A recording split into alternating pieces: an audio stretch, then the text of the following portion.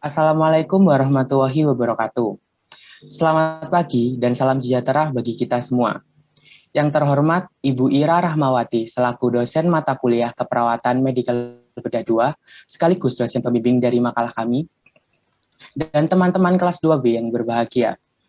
Puji syukur marilah kita panjatkan kepada Tuhan Yang Maha Esa atas rahmat berupa kesehatan kita dapat berkumpul untuk menyaksikan presentasi oleh kelompok 6 kelas 2B Prodi D3 Keperawatan Malang dengan keadaan sehat walafiat.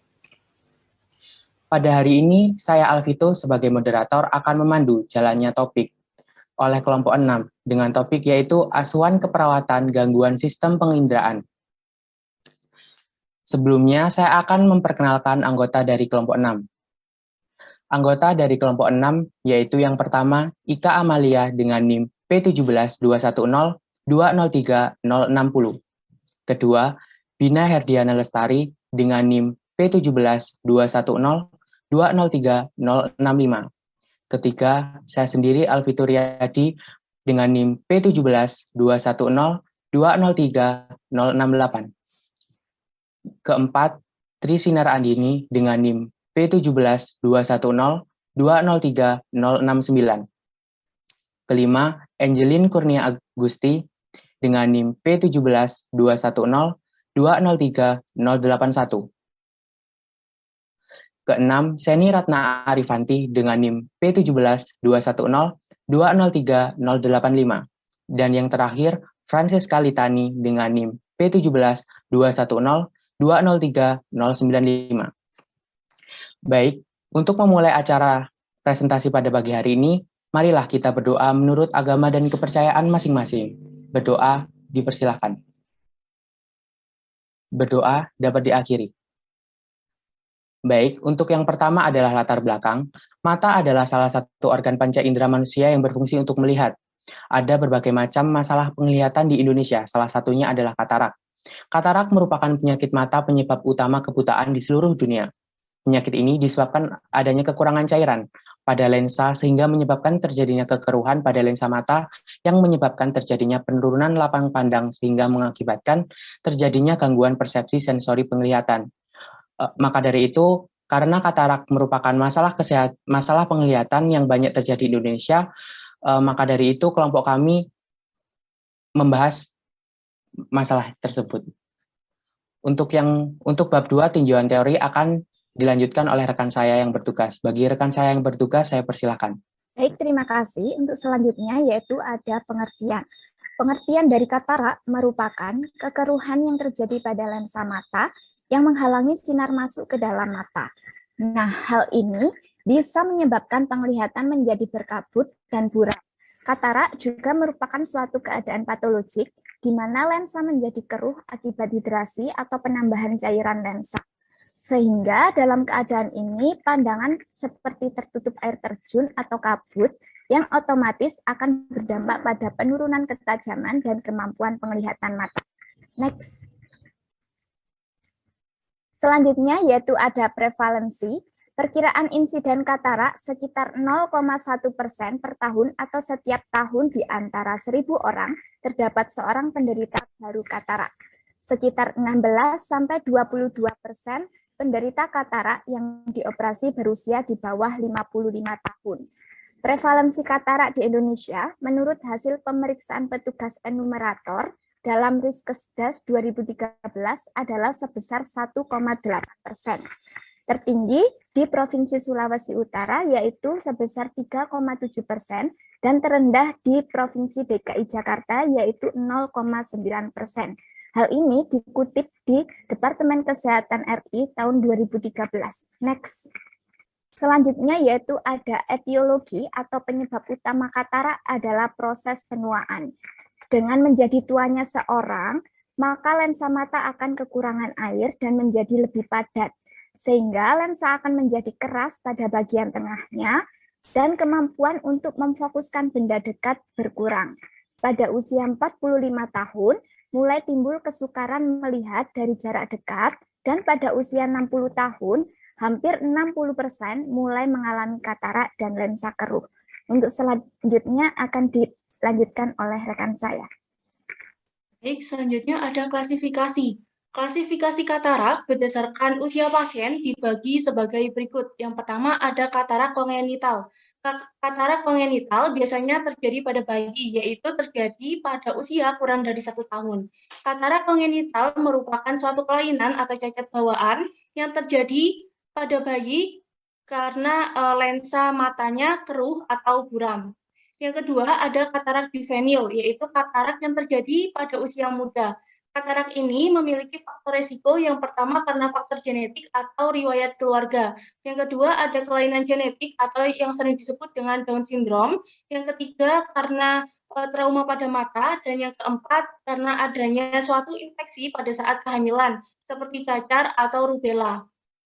Selanjutnya yang ketiga ada katarak presenil, yaitu katarak yang terjadi pada usia 30-40 tahun. Dan yang terakhir ada katarak senil atau katarak yang terjadi akibat proses penuaan. Katarak senil ini tidak dapat dihindari, yaitu biasanya terjadi lebih dari usia 40 tahun. Next.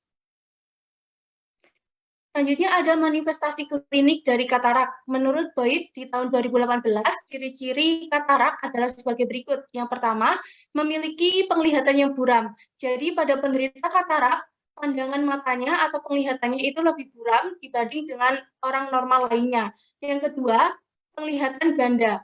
Jadi pada penderita katarak, biasanya saat melihat suatu objek, maka objeknya akan terlihat kabur, buram, atau objeknya akan terlihat lebih dari satu atau sering disebut dengan ganda.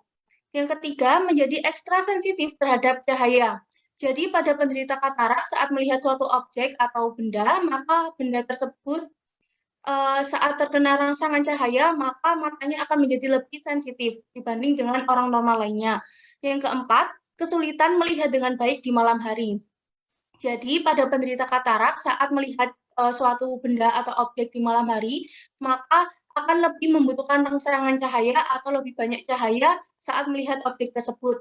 Untuk membantu penglihatan penderita katarak atau orang yang akan mengalami katarak tersebut bisa terlihat lebih jelas. Dan yang terakhir, saat melihat warna-warna cerah akan menjadi pudar. Selanjutnya akan dilanjutkan oleh rekan saya. Baik, kemudian adalah patofisiologi. Dengan bertambahnya usia, nukleus mengalami perubahan warna. Di sekitar opasitas terdapat densitas seperti duri di anterior dan posterior nukleus. Opasitas pada kapsul posterior merupakan bentuk katarak yang paling bermakna, nampak seperti kristal salju pada jendela. Salah satu teori menyebutkan terputusnya protein lensa normal terjadi disertai influx air ke dalam lensa. Proses ini mematahkan serabut lensa yang tegang dan mengganggu transmisi sinar. Teori lain mengatakan bahwa suatu enzim mempunyai peran dalam melindungi lensa dari degenerasi. Jumlah enzim akan menurun dengan 23 bertambahnya usia dan tidak ada pada kebanyakan pasien yang menderita katarak. Perubahan fisik dan kimia dalam lensa mengakibatkan hilangnya transparasi. Perubahan pada serabut halus multiple atau zunula yang memanjang dari badan siliar ke sekitar daerah di luar lensa. Misalnya, dapat menyebabkan penglihatan mengalami distorsi. Perubahan kimia dalam protein lensa dapat menyebabkan koagulasi sehingga mengakibatkan pandangan dengan menghambat jalannya cahaya ke retina. Next. Kemudian ada penata laksanaan. Pembedahan adalah jalan satu-satunya dalam pengobatan katarak. Akan dilakukan cara ini ketika penderita tidak dapat melihat secara baik walaupun dibantu dengan kacamata dalam melakukan kegiatannya sehari-hari. Penderita yang masih dapat melihat dengan memakai kacamata dan tidak begitu mengganggu biasanya tidak perlu dilakukan pembedahan. Next. Baik, untuk asuhan keperawatan kita masuk pada kasus. Untuk kasus yang kami gunakan dalam pembuatan asuhan keperawatan gangguan sistem penginderaan ini adalah sebagai berikut. Pasien Nyonya Y berusia 67 tahun datang ke RS dengan keluhan tidak bisa melihat dengan jelas seperti berkabut, terlihat silau saat melihat cahaya, dan saat melihat benda berwarna, warnanya nampak pudar. Saat perawat menanyakan beberapa hal tentang keluhan pasien yang tidak bisa melihat dengan jelas seperti berkabut, pasien menjawab bahwa keluhan ini dialami kurang lebih sekitar 3 bulan yang lalu. Pada awalnya, pasien merasa bahwa pandangannya tidak jelas karena terdapat benda asing pada matanya. Lama-kelamaan, pasien merasa aneh karena keluhan tidak bisa melihat dengan jelas ini sering dialami oleh pasien. Namun, pasien tidak pernah pergi ke klinik kesehatan atau rumah sakit karena pasien merasa hal ini tidak terlalu mengganggu aktivitasnya. Setelah dilakukan pemeriksaan, pada pasien didapati data sebagai berikut. Kesadaran komposmentis, tekanan darah 130/80 mmHg, suhu 36,9 derajat Celcius, nadi 85 kali per menit, RR 22 kali per menit. Pada pemeriksaan mata, konjungtiva tidak anemis, sklera tidak ikterik, pupil mata berwarna putih keruh, pandangan mata samar-samar seperti ada kabut, bola mata nampak putih, saat melihat cahaya terasa silau, saat melihat benda yang berwarna nampak pudar. Pasien nampak melihat ke satu arah. Setelah pemeriksaan selesai dilakukan, pasien ragu-ragu menanyakan apakah yang sebenarnya terjadi pada pandangannya. Dan pasien merasa khawatir dengan kenyataan yang sebenarnya terjadi pada dirinya. Next. Untuk analisa data, dari kasus yang kami gunakan, kami menemukan data-data yang kami masukkan pada format analisa data, supaya dapat mempermudah dalam menentukan masalah keperawatan yang klien alami. Berikut analisa data yang kami dapatkan. Untuk analisa data pertama yaitu data subjektif, pasien mengatakan tidak bisa melihat dengan jelas seperti berkabut, terlihat silau saat melihat cahaya, dan saat melihat benda berwarna, warnanya nampak pudar. Untuk data objektif, lensa mata klien berwarna putih keruh, pandangan mata nampak samar-samar, saat melihat cahaya terasa silau, saat melihat benda berwarnanya pudar, pasien nampak melihat ke satu arah. Untuk kesimpulan penyebabnya, lensa putih keruh seperti berkabut. Hal ini disebabkan oleh proses penuaan yang dapat menyebabkan gangguan penglihatan. Untuk masalah keperawatan yang kami ambil adalah gangguan persepsi sensori. Untuk analisa yang kedua yaitu data subjektif, pasien mengatakan bahwa selama keluhan tersebut dirasakan, pasien tidak pernah pergi ke klinik kesehatan. Klien merasa bahwa keluhan yang dialami tidak terlalu mengganggu aktivitasnya. Dan untuk objektifnya, pasien nampak merasa biasa-biasa saja saat menjelaskan riwayat terjadinya keluhan sebelum-sebelumnya. Untuk penyebabnya, klien merasa biasa saja kan saat keluhan dirasakan. Hal tersebut membuat klien tidak pernah kontrol ke pelayanan kesehatan. Hal ini disebabkan oleh adanya informasi yang kurang didapatkan oleh klien.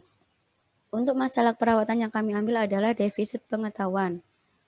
Untuk analisa yang ketiga yaitu untuk subjektif, pasien mengeluh khawatir akan keadaan yang sebenarnya pada dirinya, terutama pada pandangannya.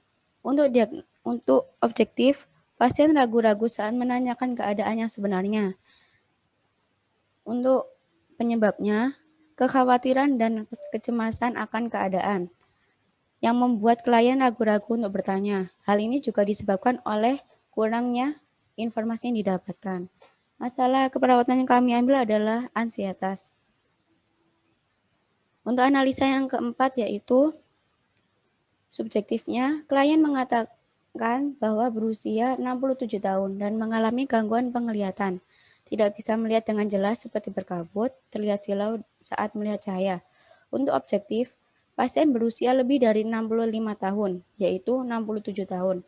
Gangguan penglihatan, katarak, kekuatan otot menurun, ekstremitas atas 5/5, dan untuk ekstremitas bawah 4/4. Untuk penyebabnya yaitu usia lebih dari 65 tahun, gangguan penglihatan, dan kekuatan otot menurun. Untuk masalah keperawatan yang kami ambil adalah resiko jatuh. Untuk analisa yang kelima atau yang terakhir, subjektifnya, pasien mengatakan terdapat riwayat HM pada keluarga pasien. Untuk objektifnya, hasil pemeriksaan GDS 150 gram per DL. Hal ini disebabkan oleh usia lebih dari 65 tahun dan adanya riwayat DM pada keluarga yang membuat pasien tidak pernah kontrol ke pelayanan kesehatan dan dibuktikan dengan adanya hasil GDS 150 gram per dl atau mengalami hiperglikemia. Untuk masalah keperawatan yang kami ambil adalah risiko ketidakstabilan kadar glukosa darah. Dari hasil analisa data di atas, didapatkan beberapa diagnosa keperawatan, antara lain yang pertama, gangguan persepsi sensori berhubungan dengan gangguan penglihatan atau proses penuaan, ditandai dengan distorsi sensori dan nampak melihat ke satu arah. Yang kedua, defisit pengetahuan berhubungan dengan kurang terpapar informasi, ditandai dengan menunjukkan persepsi yang keliru terhadap masalah. Pasien merasa keluhan yang dialami tidak berdampak pada kehidupannya dan menanyakan masalah yang dihadapi sebenarnya. Yang ketiga, ansietas berhubungan dengan kurang terpapar informasi, ditandai dengan merasa khawatir dengan kondisi yang sebenarnya terjadi pada dirinya. Pasien nampak cemas dan takut. Yang keempat, resiko jatuh berhubungan dengan usia lebih dari 65 tahun, kekuatan otot menurun, gangguan penglihatan atau katarak.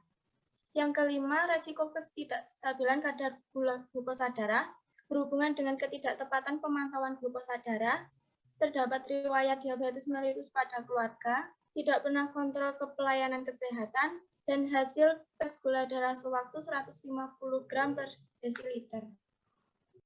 Selanjutnya yaitu ada intervensi. Untuk diagnosa pertama, kita mengambil yaitu gangguan persepsi sensori. Untuk keluarannya yaitu persepsi sensori. Tujuannya setelah dilakukan tindakan keperawatan selama 3x24 jam, maka persepsi sensori membaik dengan kriteria hasil. Yang pertama yaitu distorsi sensori meningkat. Yang kedua yaitu respons sesuai stimulus membaik. Untuk intervensinya kita mengambil minimalisasi rangsangan. Untuk diagnosa kedua, kita mengambil defisit pengetahuan. Luarannya yaitu kita mengambil tingkat pengetahuan yang tujuannya yaitu setelah dilakukan tindakan keperawatan selama 3x24 jam, maka tingkat pengetahuan membaik dengan kriteria hasil 1. Persepsi yang keliru terhadap masalah menurun. Yang kedua, pertanyaan tentang masalah yang dihadapi menurun. Untuk intervensinya kita mengambil yaitu edukasi kesehatan. Untuk diagnosa ketiga yaitu ansietas. Luarannya kita mengambil tingkat ansietas dengan tujuan setelah dilakukan tindakan keperawatan selama 3x24 jam, maka tingkat ansietas menurun dengan kriteria hasil. Yang pertama yaitu perasaan khawatir terhadap kondisi yang dihadapi menurun. Yang kedua yaitu ekspresi cemas atau gelisah menurun. Intervensinya yaitu reduksi ansietas.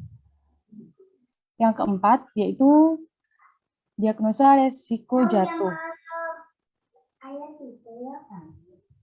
Untuk luarannya yaitu tingkat jatuh. Tujuannya yaitu setelah dilakukan tindakan keperawatan selama 3x24 jam, maka tingkat jatuh menurun. Dengan kriteria hasil, yang pertama yaitu jatuh dari tempat tidur menurun, jatuh saat berdiri menurun, jatuh saat duduk menurun, jatuh saat berjalan menurun, dan jatuh saat dipindahkan menurun. Untuk intervensinya, kita mengambil pencegahan jatuh. Untuk diagnosa terakhir yaitu resiko ketidakstabilan kadar glukosa darah. Untuk luarannya yaitu kestabilan kadar glukosa darah. Tujuannya setelah dilakukan tindakan keperawatan selama 3x24 jam, maka kestabilan kadar glukosa darah meningkat dengan kriteria hasil. Yang pertama yaitu kadar glukosa dalam darah membaik, yang kedua yaitu kadar glukosa dalam urin membaik. Untuk intervensinya, kita mengambil manajemen hiperglikemia. Baik, sekian presentasi oleh kelompok 6. Apabila ada kekurangan maupun salah kata, kami mohon maaf sebesar-besarnya. Bagi yang ingin bertanya, saya persilakan untuk bertanya di kolom chat yang telah disediakan. Akhir kata, wassalamualaikum warahmatullahi wabarakatuh.